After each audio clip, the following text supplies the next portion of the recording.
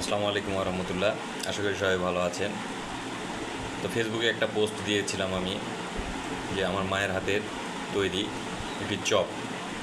তো চপটি হলো এই যে,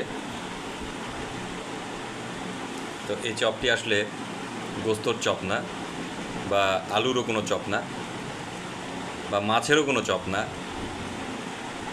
এটি হলো কলার মোচার চপ। কলার যে মোচা থাকে না, সেই কলার মোচাটার চপ।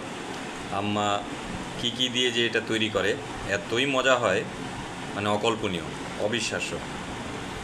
দেখে আমার লোল পড়তেছে আর কি খাওয়ার জন্য। একটু খাই, হ্যাঁ, বিসমিল্লাহ। অসাধারণ, মানে কী বলবো, অসাধারণ। আর আম্মুর হাতের রান্না আসলেই অনেক অনেক সুন্দর। তো কোনো একদিন আপনাদেরকে এই চপের রেসিপিটি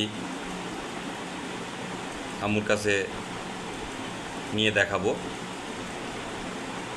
তবে আপনারা যদি পারেন তৈরি করে খাবেন আর কি। খুবই খুবই মজা, খুবই মজা হয়, মানে কি বলবো, বলে বোঝাতে পারবো না। তো ভিডিওটি ভালো লাগলে লাইক কমেন্ট শেয়ার করবেন। সবাই ভালো থাকবেন, সুস্থ থাকবেন। আল্লাহ হাফেজ।